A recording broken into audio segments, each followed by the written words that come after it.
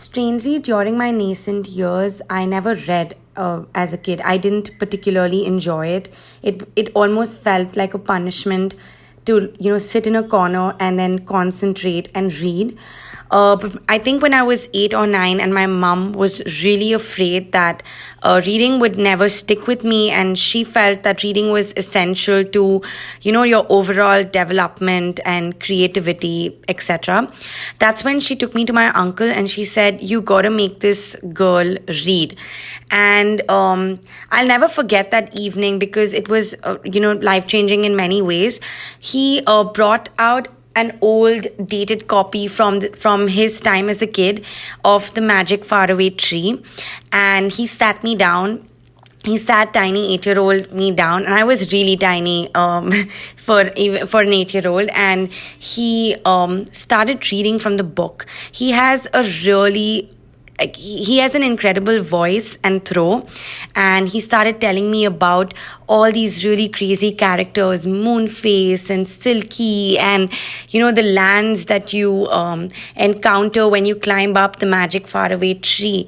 And I was just staring at him with big eyes. I was just staring back at him, and he then gave me this copy and he said, "I promise you're going to enter a whole other world that's going to change you forever, and you won't be able to keep this book down." And true to his words, I finished that book so quickly, and then there was no stopping. And then I just jumped into the bandwagon of just reading, and I kept reading like more of like the famous five, Secret Seven, The Magic Faraway Tree, The Six Cousins, Mallory Towers. And every week I would recreate one of the stories, and I would, enact it with a bunch of my cousins. And I don't know, I feel like I said, like I attribute a lot of my creativity to the number of books I consumed while I was growing up, because every birthday I would get all the cash that I would get on my birthdays. I would go to Landmark and splurge on books. I would be in Elur Lending Library every week, returning and borrowing more books.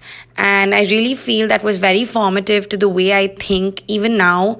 And yeah, very formative to the way I think, and really shaped the way I view the world, the way I write even, and the way I articulate, the way I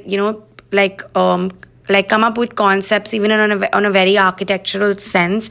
It's all intrinsically linked to my years of reading as a kid.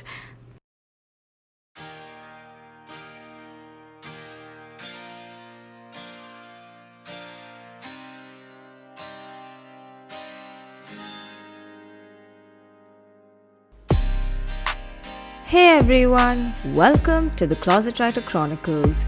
I'm your host Sangeeta, aka the Moody Marshmallow. You just heard our guest for today, Ashna Lulla. Ashna is an architect and interior designer who grew up in Chennai. She has an eye for detail, and her aesthetics are driven by traditional yet modern designs. She has worked at reputed practices across India while being an aspiring writer, and she is now foraying into architectural journalism. She is currently preparing to come out with her debut book, With Love, Madras.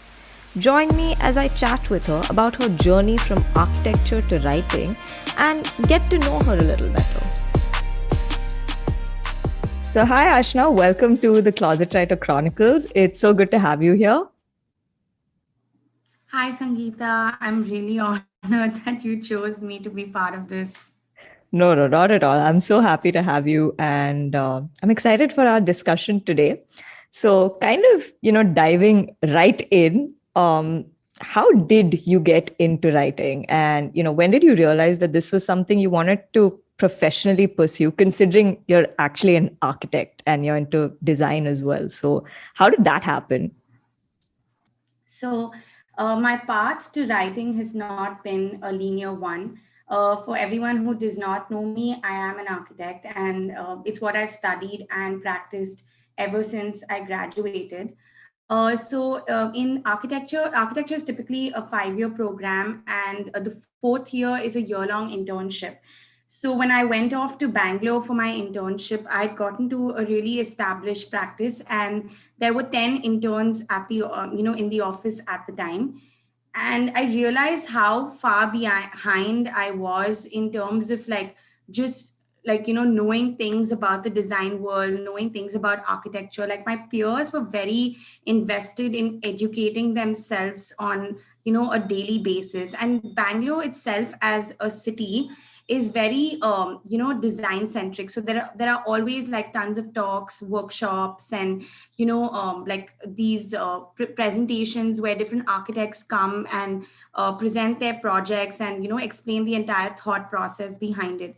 So it used to happen like every Friday, and I was super interested in it. And I realized that I really needed to like buck up and catch up, and that's when I started consuming design publications on a very disciplined level. Like I would come to office half an hour earlier, and I would just consume different kind of like different kind of design news. It was not only architecture, it was just like a graphic design, product, textile, any kind of design news. And I did that for a year, and I really enjoyed it. And I think that's when I realized that I mean, I didn't even realize it back then, but I realized that I really enjoyed consuming design news, and I really enjoyed like writing. Like I would like take notes and like take notes of all my learnings. I would listen to podcasts and stuff like that, and I realized that that was my niche, and that's what I really always like wanted to know about. So like it's only in the last 1 year that I realized that this is something that I actually enjoy doing, because I spend so much time doing it, like researching and then writing. And which is so it's been a very recent discovery that I want to write for design publications. Okay. And I'm trying to just build a portfolio to get that first byline out. No, but that's amazing, that you kind of found that, oh, like this is something I could do, and kind of integrating what you're already like professionally doing, which is architecture into that, architecture and design. But then, having said that, I always think there's always these certain pieces that I think that stay with you, especially I think in writing. I feel like with most writers, this happens. There's this one piece of writing you see, and you're like, oh my God, this is written so beautifully. This is written so well. I wish I could write like this, or, maybe I can attempt doing something like this. So, what are some stories or pieces of writing that have, really stayed with you? I mean, it can be books, can be articles, can even be movies or podcasts. And are there any writers that really inspire you? So I think actually it's a very interesting question, because I feel that I embarked on a creative path. Like architecture is very creative, even though it is technical, because of the kind of books I consumed as a child. I feel like Right, like since we studied like in Lady Andal together, like our childhoods and like just what we were exposed to and the way we learned and did things was very different from the kind of schools, the other the education that other kids got at the time. There was a lot of emphasis on extracurricular activities, on right, our plays and everything, right? And also just the kind of fiction that I consumed as a child. I feel like that really was formative to shaping how I creatively think now. So one of the books that like again, this is not design related, but one of the books that have really stayed with me through the years is this book called Anne of the Green Gables. oh I'm not yeah. sure if you've read it. I really loved reading it when I was like 12 or 13, Mhm. because the language is great. It paints such a beautiful it paints such a beautiful like description of the kind of like the kind of place Anne grows up in. It also speaks of very like nuanced emotions, and it's a child, it's a book for children. And Right, it spoke about like feminism, like she was like a feminist, and it spoke about all these things.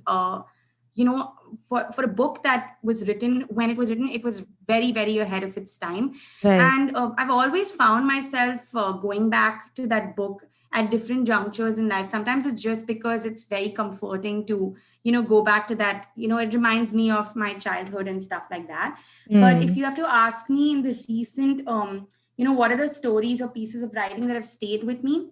So I really, really, really like this particular podcast called Design Matters by Debbie Millman. Okay. She actually is a professor at SVA in New York, School of Visual Arts in New York. Okay. And she actually, so Design Matters is the first podcast on design in the world. Oh, okay. Yeah, so she's like, I don't even have a count of the number of episodes that she's recorded. And basically why I really like it is because she finds the most interesting people. Like, Mm. they're a combination of different creative careers. They would be like an author and like an illustrator, or like a musician and something else, like very seemingly contrasting creative professions. But then it just makes you realize that creativity is so intertwined. And what Right. I really love about her podcast is that she researches the hell out of her guests. She's read Mm. like every article, every book. She spends a lot of time even deciding who she's going to get onto the show. And it's more than just it's not a superficial day off or what they do, but it Right. really breaks down their journey on how, sometimes you, when you look up at someone and you see, you want to emulate their path. You want to know how they did what they did. And because a lot of our problems, and it actually is very similar, right? Your Right. context may be different, but so it's really comforting when you know that, okay, this led to that and that led to this. And it just reassures in your own, or affirms in your own head, that everything will eventually connect. And I really like the way she really like delves into each profession and each person. And I think, yeah, I mean, if it's the first podcast on design, then I mean, she's been doing it for so long, she's obviously pro at it. So I mean, there's never been an episode that I've been disappointed with. Like, I'm always like excited to like, and there's so many episodes, so I always have something cool to pick. So I definitely really, really like the work that she puts up. Another really cool book that I've read, not at one shot, but like, in like pieces, is this book called 74 Short Essays on Design. Okay. Again, very, very cool, because it speaks about so many aspects of design with a very storytelling lens. Like, it's not even boring for someone who is not in the design world. It's written by this person called Michael Beirut, who Okay. actually runs who's actually the founder of this organization called Pentagram, a very Okay. huge yeah, Pentagram has done like the communication for Hillary Clinton. They've done Right. like, they have all the biggest, like, like clients in, like politics, design, and healthcare and everything. And they're one of the, like, again, one of the oldest and most prestigious design agencies in the world. So Michael Beirut is actually the spokesperson for graphic design, and he's written like many cool books, but 74 Short Essays on Design would probably be my favorite. It always stayed with me because, again, right, like, you have to have gone through so many different experiences, and Right. to kind of like, at that point, write and make it so engaging for someone who's just starting out. So I think, yeah, if I had to really talk about books and articles, I mean, I wanted to talk about one from my past, and then two from, what's Yeah. inspired me in the recent. So I guess it would be these. Wow. No, that's amazing. Definitely checking out that podcast. It sounds really interesting. And yeah, I have not read Anne of Green Gables, but I did watch some of the episodes on Netflix because it's been adapted into a series. Yeah, yeah, And with an E, I think that's what it's called. So yeah, it's yep. interesting. Yeah. So I think it's a really sweet show, which I still have to finish. But yeah, definitely check out that podcast for sure. But kind of coming back to architecture and design. So, like how we spoke about content that's inspired you. While growing up, and I guess when you were making that decision to study architecture and kind of go into design, were there ever any projects or architectural masterpieces that you thought that, oh my God, I absolutely love the way this is built or this is designed? And similarly, are there any designers or architects that you look up to? Yeah, actually, my dad was working on building Park Hyatt in Chennai, and they were building like this really cool restaurant called the Flying Elephant. Okay. Park Hyatt's built a couple years ago, so at the time, Flying Elephant was. I mean, I think even now it's a very like novel concept, the way it's been executed, and all of that. And the designer who was working on the project was a man named George Wong.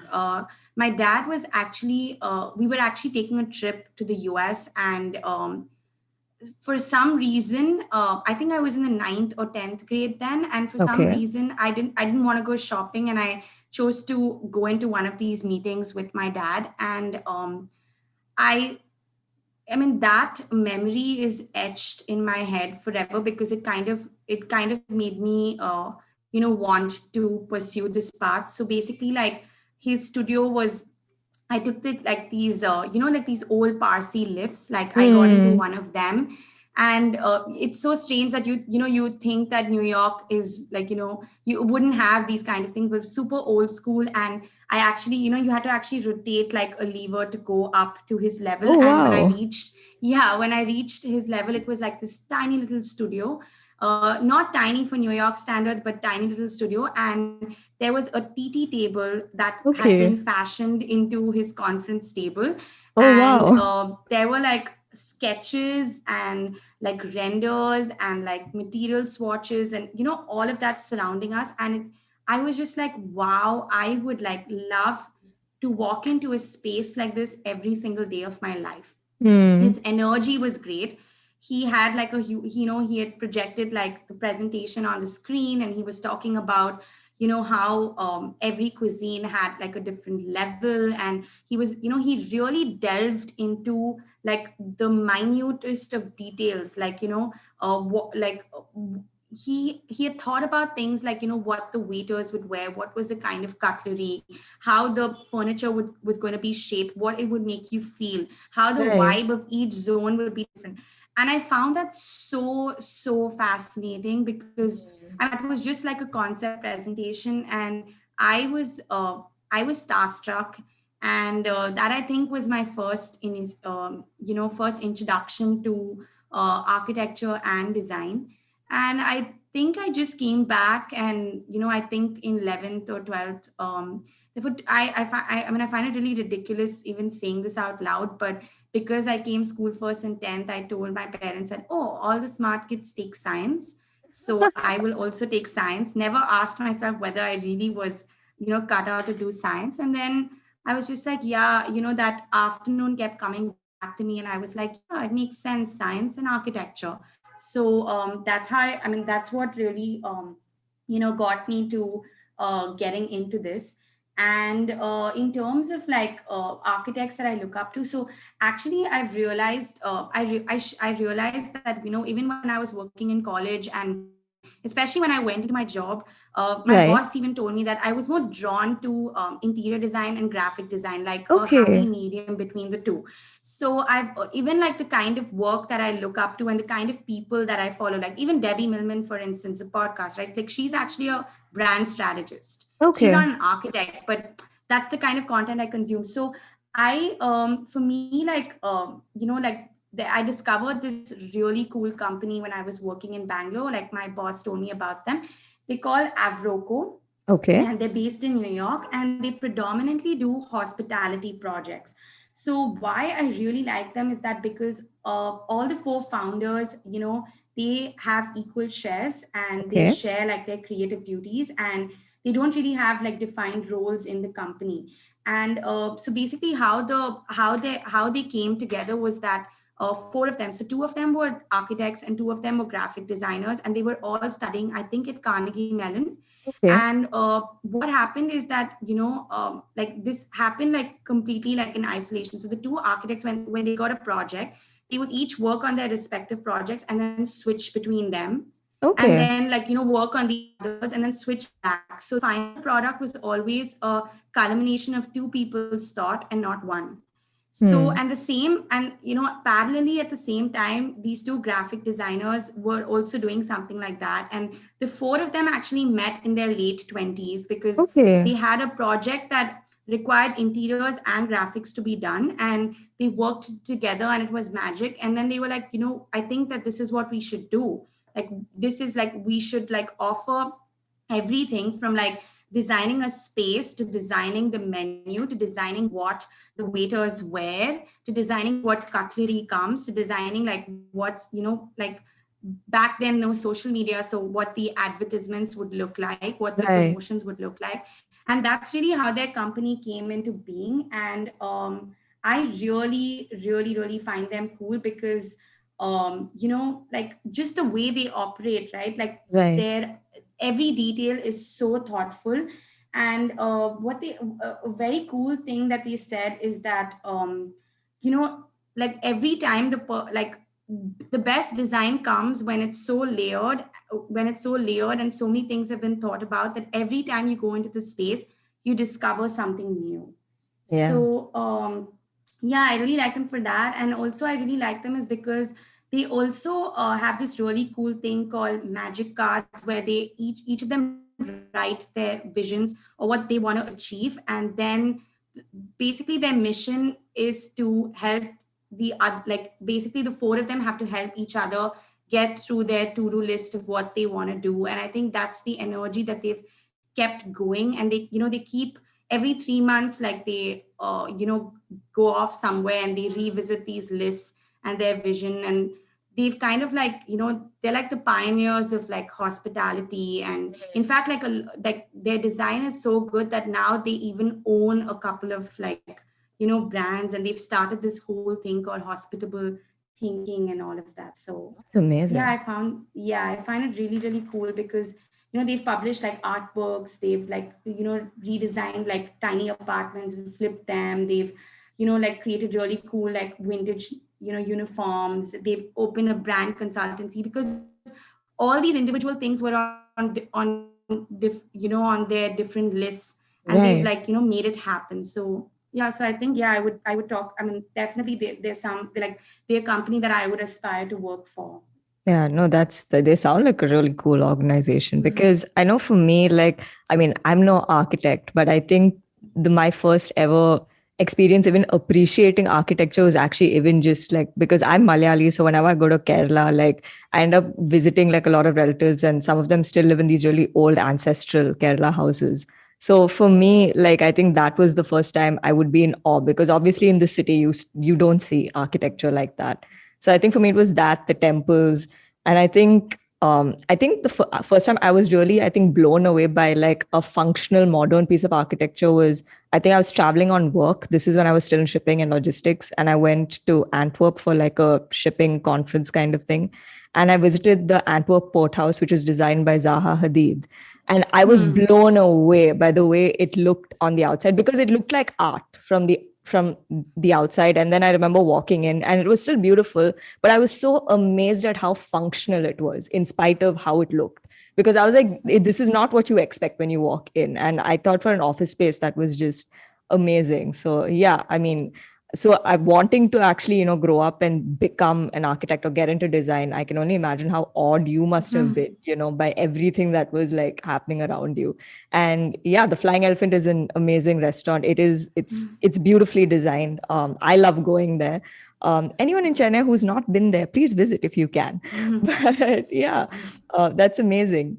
But coming to the whole architecture thing, I wonder because I feel like most professions have this creative professions mostly. But then I wondered, are there any misconceptions people have about, architects or architecture? And what's the biggest one you see? Okay, there are plenty, and I know so far I've painted like this, beautiful picture of how it's been for me and all of that. So I think like I said, I wasn't very informed, right? It was just that one afternoon that I had, and I was just like, yeah, I'm gonna do architecture.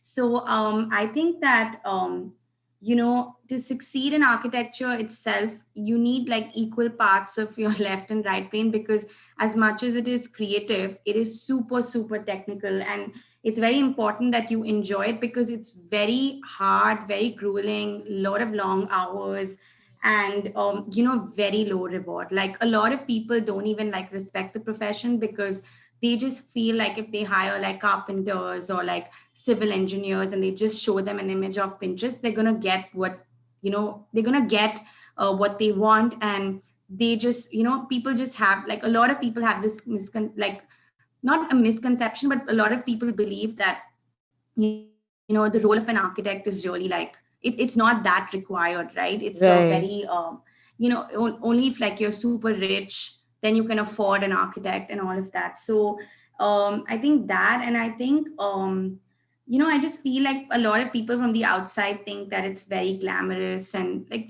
just like how I did, right? Like I'm surrounded in the, I'm in this cool room doing all these things, but like, you really don't understand like the intricacies of like, actually like, you know I mean, most of your day is really you fleshing out option after option on either a 3D modeling software or CAD. Like the presentation bit is just the fun bit that comes, once, like after like months of like working like that. So, even Right. your typical day to day is like, it, I mean, it's not very, and yeah, I just think that you really need to love it to Right. be in it, because like you make, it's one of the lowest paid professions. So Hmm. you really need to have like a very strong why to, like tell yourself why you're doing this for so long. And basically you see the reward very late. So I think Right. that's one of the things. And I also think that at least colleges in India, at least again, the college I studied at, it really doesn't paint an accurate picture of what your work life is. The internship was a good lens into that. And Okay. I really think what they've done now, which I think is really cool, is that they've given you an option at year 3 to exit. Okay. Yeah, which I think is really great, and I wish they had given everybody, when we were studying, because 5 years is a long time to invest when you don't Right. even get like a real picture of what it's going to be like for you once you graduate. Yeah. Okay, yeah, wow. Even I wasn't. Yeah, that's true. Architecture does seem like a fairly glamorous job. At least the ones who do really well, it seems really glamorous for Yeah. them. But yeah, of course, you never see the kind of work that goes behind it for sure.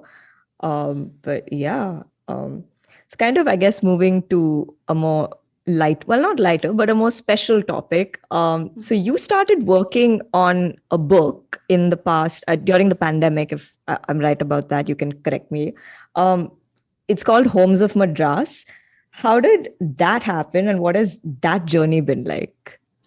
Okay, so it was called Homes of Madras, but now it's called With Love Madras. Okay, Yeah, so it was actually during the pandemic, like I was working on a shoot with another friend, Vignesh, who is also, I mean, who is like my co-author on With Love Madras. And I was styling this space and he was photographing this space, and we did not know who the clients were. We basically didn't know anything about them. And but at the end of the day, like, they like heavily engaged with us, and we were like asking them questions. And we understood their story at the end of the day, and how the space came into being, because they kind of like put the entire space together and stuff like that. And I found that really, really interesting, because I thought that, there are so many homes in the city that probably have really cool stories, but they haven't been published, or right, no one really knows about them, for two reasons.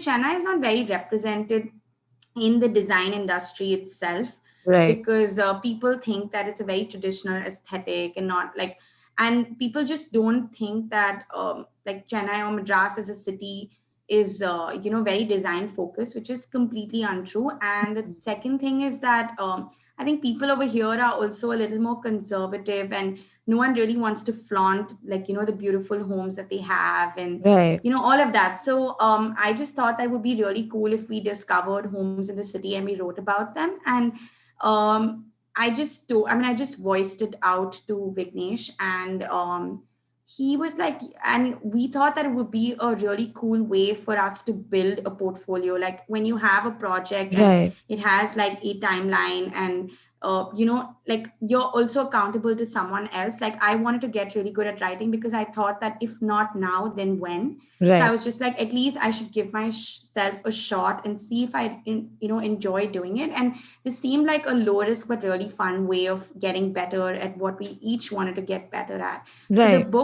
so the project really started like that, but it grew to be something that we larger than what we imagined because of the way we approached it. Like I didn't want it to be like a random DIY effort. I wanted, Hmm. we really like recceed homes. We had like a list of 100 homes, and then we like narrowed it down. We conducted surveys. We tried to understand what people are looking for. Even Right. the way we discovered homes, right? Like it was a lot through other people, through journalists, through articles, sometimes just about reading about like really cool people and things that they're doing, and then hoping that they have very cool homes. And Right. so, and in the process of like getting better at our skills, we all each of us like seeked a mentor to help us. So we got so that we understood that this is what it takes to really put out a project that's good. So I think what's been really like fascinating about the journey is discovering Madras from the lens of so many different people, and Right. all the kind people that we've met over the internet. And so, Hmm. to date, some of them we haven't even met in person, but the help that they extended because they believed in the project and they believed in our efforts has been so heartwarming. Because I never really thought that I would get to speak to like the editor of Elle Decor, or or the global editorial director of Condé Nast, or like Right. a cool writer in the US, or like one of the coolest architectural photographers. And the project has made those people accessible to us, and that in itself is so rewarding. So I think and the best part is that we didn't really put pressure on ourselves. We let the journey take us to where we are at right now. Right. No, that's amazing. And I've been fortunate enough to see glimpses of this book, and it's lovely. It's very well. It's very thoughtfully put together, I think, and it really kind of makes the effort of representing the essence of what Madras or Chennai is. And I'm really excited for people to read it once it's out. I'm excited to get a copy myself once it comes out. So yeah, I think, both of us have been in Chennai for so long. We've studied here, we've done our schooling here and whatnot, and we've also worked a good amount of time in the city. And I know you'll be shifting cities soon. Um, but that kind of again sort of begs the question, you've worked on this project and you're moving cities and whatnot. What does home mean to you? It's so weird because I've been designing homes all my life. When I was, when working at which all the firms that I've worked at, but I feel like I discovered what home really meant to me only through this book. And Okay. I'm gonna quote, one of the homeowners who basically, one of my, I don't want to say my favorite, but one of the houses that really, have my heart. It's called La Casa Roja, and it's going to be the last story in our book. And Okay. basically, the owner Ranjit said that homes should feel familiar, snug, and warm, like old worn socks. Hmm. What he basically meant by that is that even if you're getting it designed by an architect, even if it's a brand new house, when you step in, it should feel very familiar to Right. you as a person, because that's the space that you inhabit. And that has stayed with me, and has been like, I'm designing like a couple of like a small homes for people, and that has been like my guiding factor when I'm designing each of their homes. Because a lot of the times architects want to design what's trending or what they would like to stay in, or a lot of that. And that's very common. Like I have Right. done that too, right? Like you want your vision in that space, but it's about a careful negotiation of what is really like beautiful, but Right. also what resonates with the people who are going to be living in that space.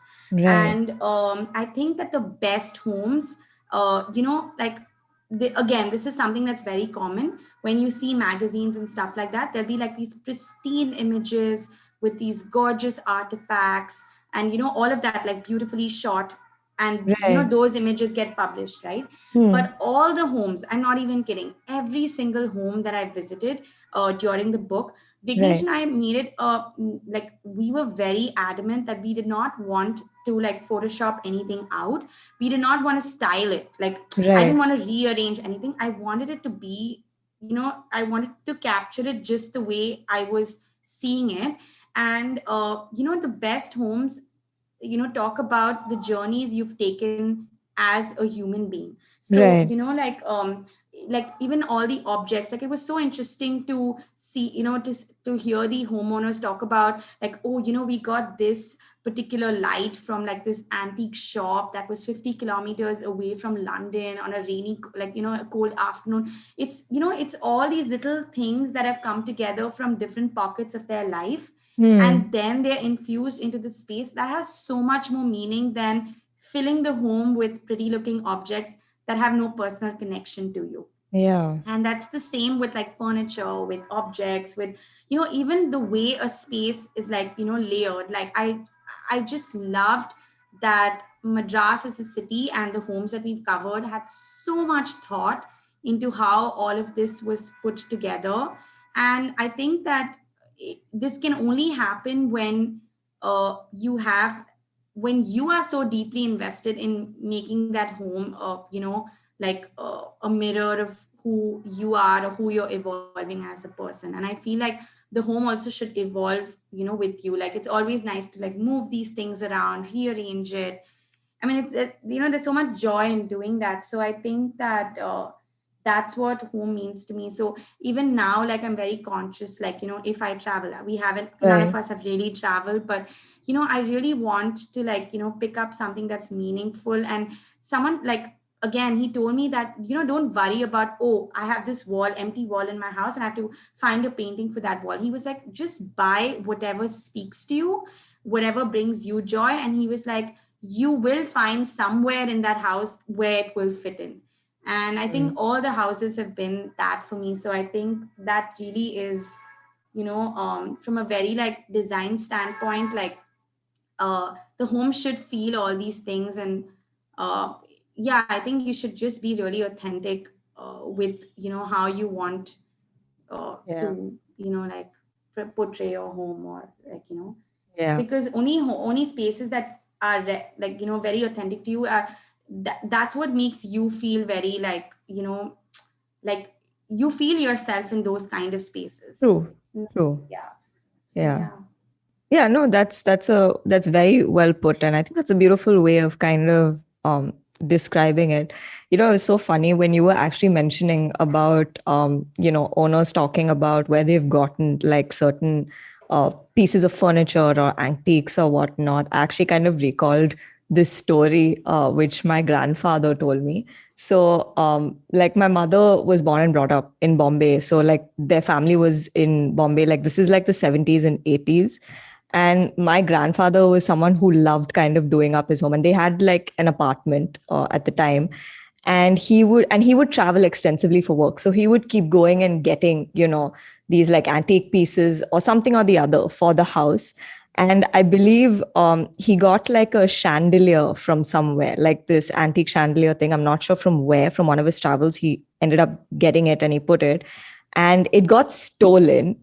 And it was so funny because he found the exact same chandelier, and it was possibly the same one in Chor Bazaar in Bombay. Oh my god. Yeah, which is it translates to the thieves market. So, and he bought it back because he's like, I think this is mine, but it looks like mine, but I'm just going to buy it back because I can't really do anything else. So when you said that, I was literally thinking of that story. So yeah, I mean, but no, I loved what you had to say about home. And yeah, now we're kind of coming to the end of this interview, and we always end on these last two questions. So the first one is, what are your aspirations? What are you looking forward to in the near or even distant future? Can be professional, personal, or anything really.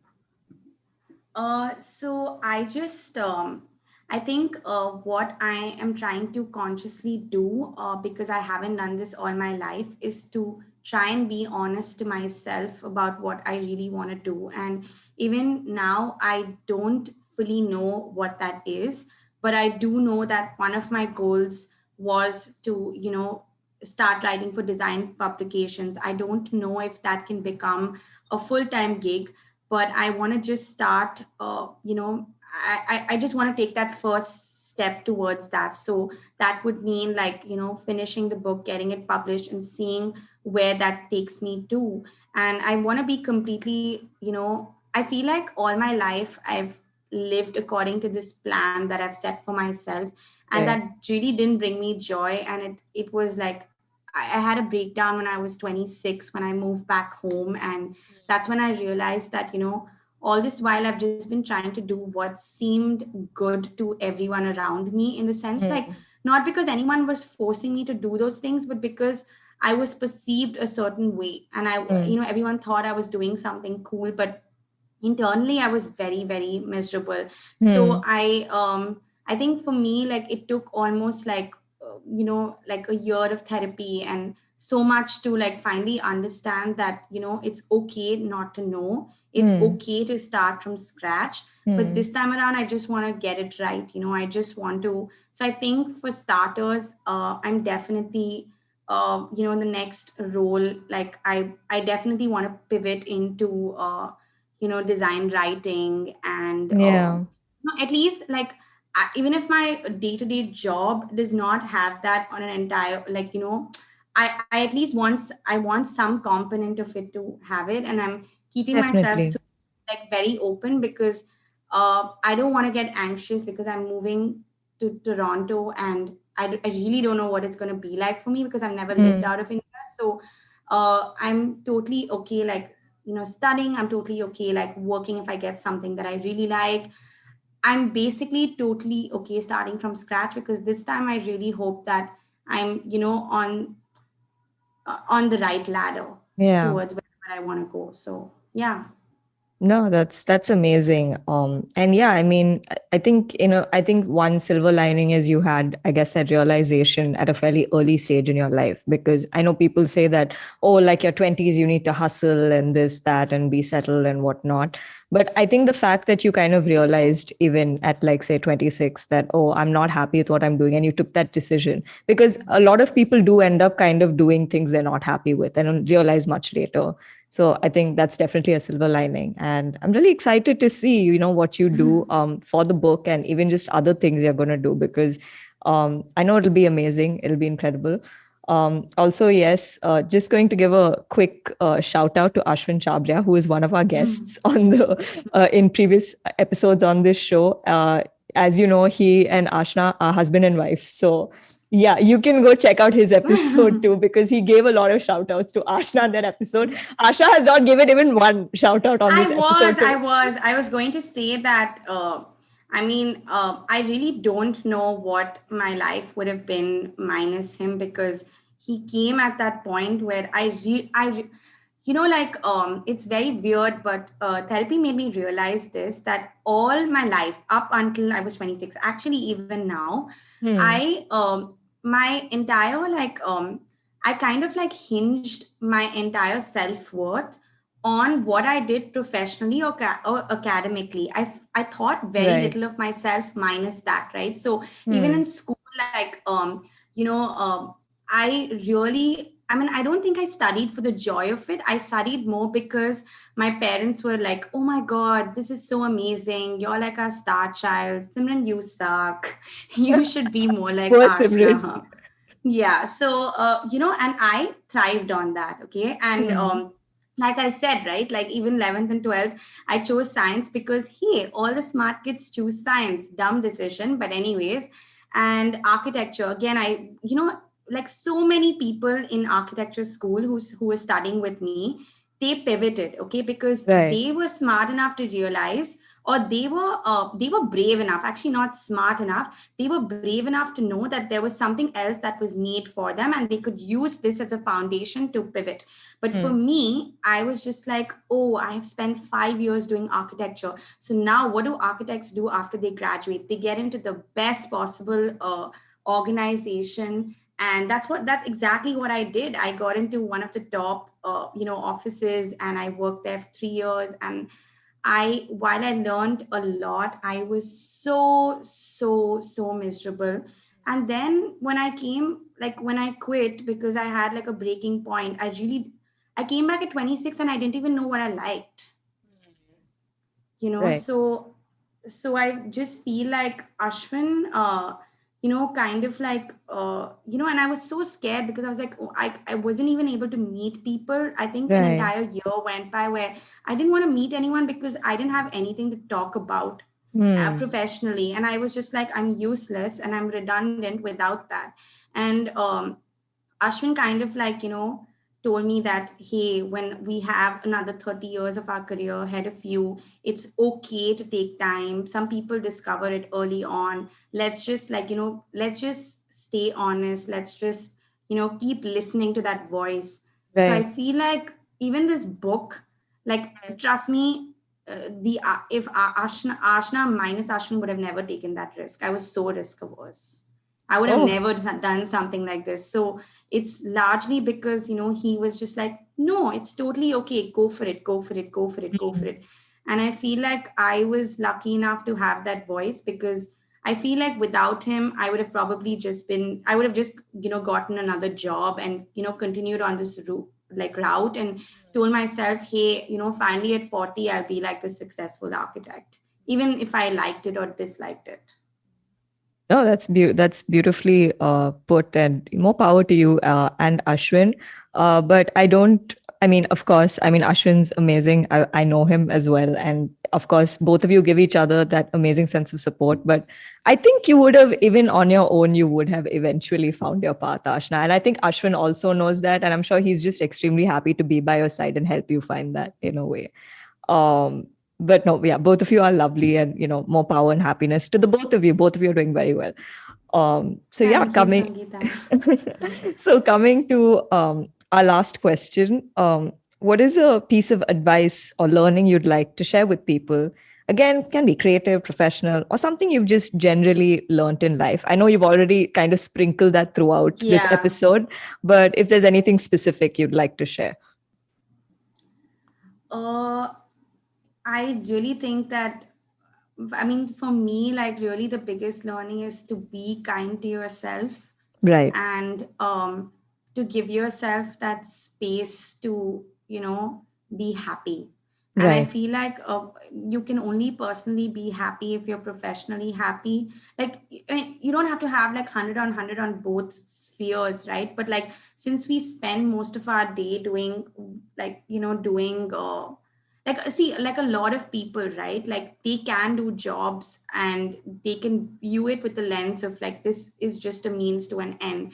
For right, people like me, I like, because I derive so much of who I am from what I do, right. that kind of doesn't work with me, right? So I think that, I mean, I don't know, like, I think that, yeah, I think it's okay to like start over, and it's okay to have these honest conversations and check in with yourself, and it's okay to feel scared, because I've been feeling scared for the last 1.5 years, but like, I feel like at least we're making a start to, trying to find that happiness. we Definitely. may I mean, you may never know what your calling is. I don't know if I will find it out in the next few months, or like, but at least, like, you're taking small steps towards getting to that Right. point. Yeah, for sure. Yeah, so I No, think that. no, that's it's very well put, and I think a lot of people need to hear this because I think a lot of people are kind of still, doing things that may not feel authentic to them, and for whatever reasons, sometimes some people can't even leave it because either they're the breadwinners, they have financial constraints, or other life happens. So yeah, I mean, if you're fortunate enough to find what it is you truly enjoy doing and what fulfills you and find your purpose, as they say, then you're extremely fortunate. And if you just need that little nudge to go, find it, I hope this serves as that nudge for you. But yeah. Actually, I'd like to add that, Sangeeta, you've been very inspiring to me, because I remember when I came back, I actually met you for coffee at Sandy's, and I was maybe at that point you didn't know how distraught I was on the inside, but you told me that, hey, like, I was doing this, and I was working in shipping and logistics. I Yeah. didn't like it. I feel like law is my thing, and then you went for it, and just with everything that you've done with writing, like this podcast, your published work, and your poetry, and your page, and just being so consistent is so inspiring, because I'm sure even you may not have seen that many monetary returns, but you're keeping at it because it gives you joy. And I seek, I am always inspired more by people I know personally, and what they're doing with their lives. And I definitely do have to say, while Ashwin I speak to on a like everyday basis, so he has like helped me. I definitely do know that I took a lot of inspiration from your journey, and even Popo's, if she's going to listen to this episode, because she also has done some, has taken some really courageous decisions that has made me feel like, okay, it's okay even if I fall, like at least I had the courage to take that decision.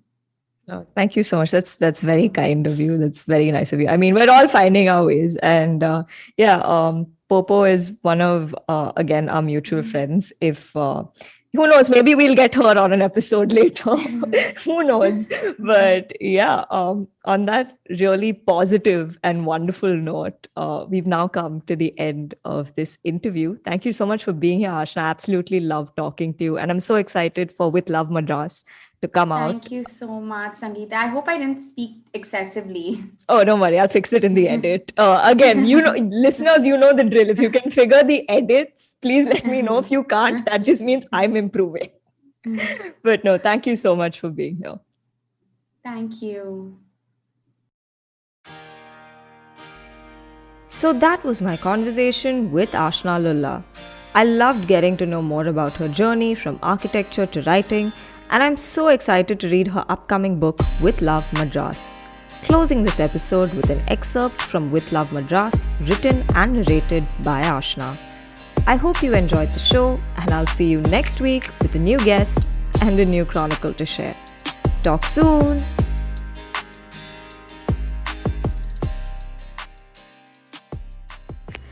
I'm going to be reading out a few paragraphs from an essay titled The Maximalist of Madras. It's one of the essays that are being featured in our book, With Love Madras.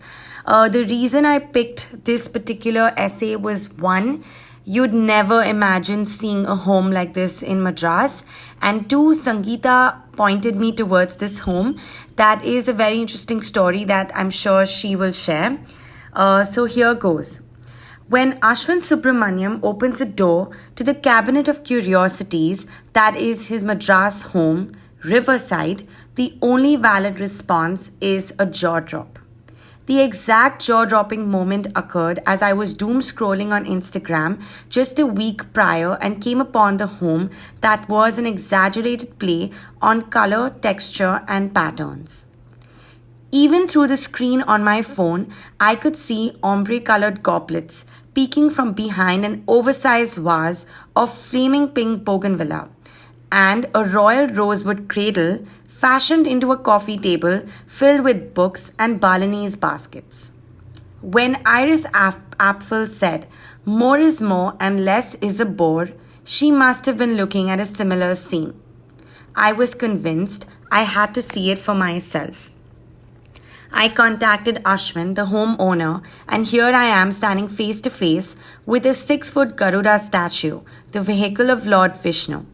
Once painted in saturated colors, reds, blues, and greens, reminiscent of temples, Ashwin acid washed the piece, giving it an age patina.